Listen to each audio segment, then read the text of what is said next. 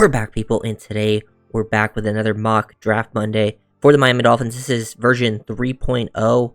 You know, all the other mock drafts, the first two were, pretty different. I want to, kind of mix things up again, try to pick some different players, but still staying in that, kind of BPA type of area. So, let's run into this, see what we got going. Last time we took, first draft we took Tyler Warren first. Last draft we took, Will Johnson. So mixing things up there. Doing another 7-round mock. So let's resume this. See where it ends up falling. Okay, so I'm not going to do trades. Definitely an interesting way for the board to fall. Almost got Will Campbell, Kelvin Banks off the board, which is fine with me actually, because I did think I wanted to go a little more trench heavy this time. If it fell to this spot, like I'm not considering either of these edges personally. I think it's a little bit early for both of them. Michael Williams, James Pierce Jr. If Tyler Warren's probably in a lot of situations, I would take Tyler Warren, but to me it comes down to Tyler Warren, probably Jalen Walker, and Armand Membo. I think Tyler Booker is a good player, but I think it's still a little early for like a pure guard. So what I'm going to do here is I'm going to take Armand Membo, Missouri offensive tackle. I kind of want to go a little more trench heavy in this draft, but I just think he's an absolute glove of a fit into the Miami Dolphins offense. And the reason I actually prefer him over the likes of Banks and even probably Campbell for Miami is because of his ability to reach block. He's probably the best reach block guy in the class, and the Dolphins love to run a ton of outside zone. I also think at 6'3", 332, he's kind of on that like build where I think he can play both tackle and guard. He's got, good play strength, athleticism, moves very well laterally, and I think he just got better and better as the season went on. And the reason I think it's so helpful to take him is Austin Jackson has an injury history.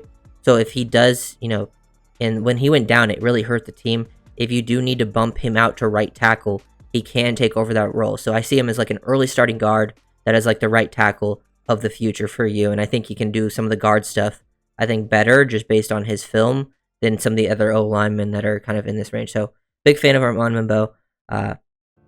I think taking him at 13, I wouldn't even be surprised if he's gone. I know some people might not think that's a great value, but I wouldn't be surprised if teams see him as the top offensive lineman in this class. Now, this is interesting. Ooh, Loveland fell. I haven't seen Loveland at 48, but Loveland's tough because I do think he's probably BPA here, but I don't think he's a great fit for Miami. Yeah, like he says, he's basically a big slot receiver, more than an inline tight end. The Dolphins are looking for a guy that can play in line. Now, if Loveland is someone who I haven't really had on the radar for the Dolphins, just because I think he's a guy that goes between pick 13 and pick 48. But if he is there and they took him, I definitely wouldn't be mad. Let's kind of continue to look at this. Running back, probably not. Receiver, I guess they could consider maybe an Alec Aminor here. Tight end, Loveland. Offensive line, we could double up. We haven't really done that yet, where we double up on O-line. You go Gray Zabel or Marcus Bowe here. Donovan Jackson. You know what? Actually, I think Donovan Jackson's good value here. They kind of have him rated a little bit low. I think the D-line that I really like kind of all fell off the board. There's still some good players. But I'm going to double up. Last time I doubled up on corners, and there's some corners to consider here as well. DBs like Andrew Makuba would be a good pick at safety. Maxwell Harrison at corner. Like, these are picks that I definitely would consider. But I kind of want to try the strategy of doubling up. Now, this kind of assumes that in free agency, since free agency hasn't happened yet, that the Dolphins didn't go after offensive line. And honestly, even if they did a little bit, you still would need to draft a line. But like, say they didn't go after it heavily, you could still take O-line early. And these are two guys that the Dolphins would take if I took Donovan Jackson here, that have both tackle and guard like flexibility, which is so helpful because Miami's O-line has had so many injuries. And I actually think Donovan Jackson at 6'4", 320, he looked really like solid. He's a very smart player, has solid athleticism, plays with a good play strength as well, and I think he's a better guard. But his tackle film at the end of the season was actually really good when he filled in for Josh Simmons. So I'm gonna double up there, kind of take care of the offensive line. I know at least people will be happy with that. Kind of switching some things up there. And now we fall to this pick, another pretty intriguing spot in the draft for Miami. Ooh, because if you wanted to continue defensive line, Omar Norman Lott, very explosive 3-tech. Definitely a guy that would be on the radar here at 98. And then same with the tight ends. I think Elijah Arroyo would be gone by this point for sure. And I actually would probably I would rank him over Gunnar Helm as a pure tight end. But I think for the Dolphins, Gunnar Helm is just one of the best fits as a pure Y. Like, he's one of the guys that can actually play in line and show some value as a run blocker. He's very well rounded, as it talks about there. He can make plays after the catch. I do think if you don't go wide tight end at Tyler Warren, I think Gunnar Helm is probably your next best option. Then there's some other guys like Cam Scatabo, Jordan Birch. But I'm going to take Gunnar Helm, and this is like completely, this is one of the drafts where I, kind of ignored the defense early on, which I don't think will be the case in most of the mocks that I do, or what I think the Dolphins will do anyways, but I just wanted to try some different scenarios. Gunnar Helm, very well-rounded player for Miami. But this is, we get into some of the meat of the draft, and boom, look at that. Some of the guys that you're looking at fell off, but Norman Lott is still there. He's a guy that can easily be a part of your rotation early on, so I'm going to take him. You're filling up people that are going to make your team just more physical in this type of scenario. Definitely very helpful. And yeah, look, still looking good. There's still some good D linemen here. Darius Alexander's great value at this point. I feel like he would be best player available. Don't need to focus on that. Let's look at tight end. Took that receiver. Probably not great value at this point. They wanted to go running back. I'd probably wait a little bit, but Damon Martinez wouldn't be bad. Any safeties? Yeah, see, safety is kind of the one position where, like, you might just have to take care of that in free agency, because if you don't take one super early, I don't love the middle of the round prospects. So I'm just going to go here. I'm going to take Darius Alexander. So you take care of two defensive linemen, different styles of player that, like, Omar Norman is like a true 3-tech, I think. Alexander has, like, flexibility to play all across the line. I see him even play as, like, an edge. But, like, yeah, as it even says here, he's got the blend of size, strength, and athleticism. Sometimes can be late off the ball, but he does have a quick first step when he does time the snap right. And he's got good length, good hand usage. Very good player that I think will be gone by here. But I guess he could fall because he is a bit of an older prospect. He is like 25. But I don't know. Doubling up on O-line and D-line, definitely not a horrible idea. And then getting someone that can definitely, I think, even fight for a linebacker starting spot is Demetrius Knight Jr.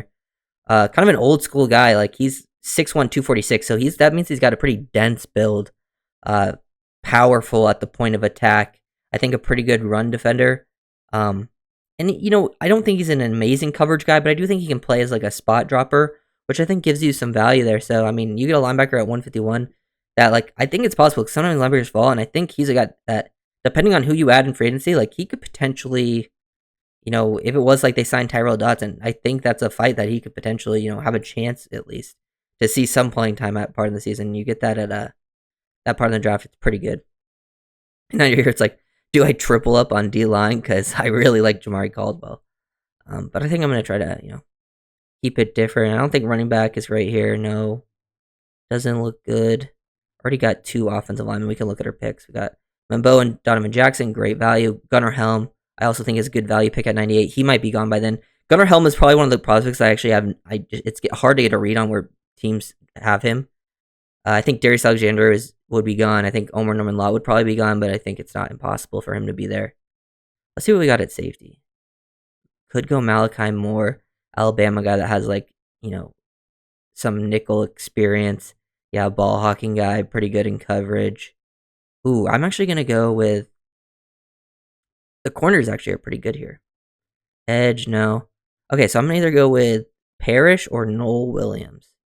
Both solid players, but Jacob Parrish is, like, one of my guys. So I'm going to go Jacob Parrish in this situation. Go back to results. We're at 156. They have rated 163, but a little undersized guy that can play, I think, outside and nickel. He's 5'9", 196, but just, man, this guy is aggressive. Press man corner. You want a guy that's going out there and is competitive. Jacob Parrish is that guy. Big fan of him as a player. And that kind of, like, rounds out, as I've talked about, there's tiers in this draft. I think the first 2 picks is a tier of, like, the first level of the draft. You can get 2 solid level contributors right away. And it's in that first 50 picks. Then the next 5, in the next, like, 50, like, about, like, looks like 58 picks, you have 5. So in the first 48, you have 2. In the next, like, about 50, you have 5 picks. And this is the big part of the draft, in my opinion, because this is where teams are built in the middle rounds. You have to find middle round contributors. Maybe they're not instant contributors, but they're guys that can at least have some sort of role in your team. Some turn into starters, some turn into role players, but this is where you got to hit on your draft to build the depth of your team.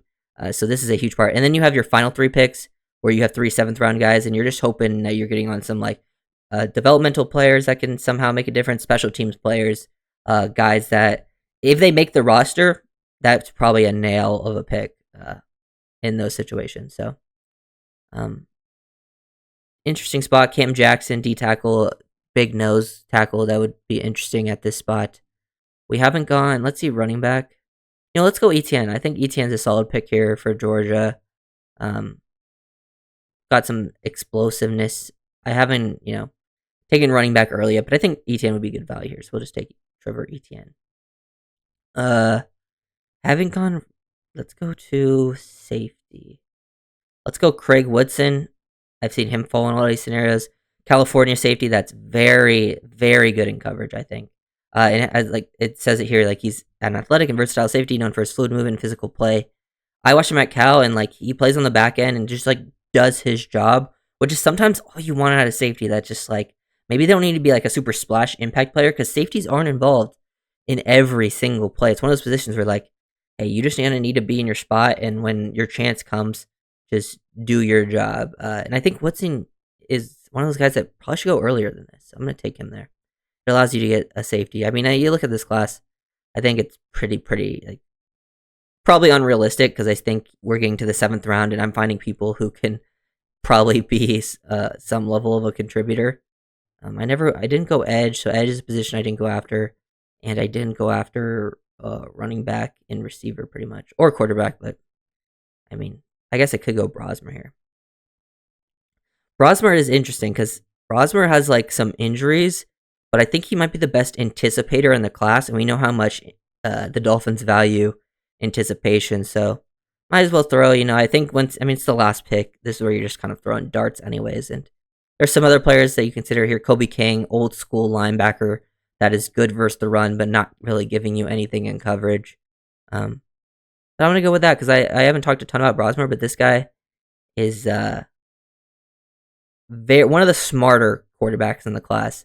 So he has kind of like a decent floor. Yeah, I actually really like this class.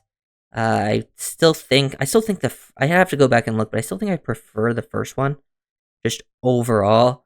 But I think you're getting some quality players here, especially fixing the trenches. You look at the first 5 picks, even Gunnar Helm is considered, I think, a part of the trenches because he's more of a true wide tight end.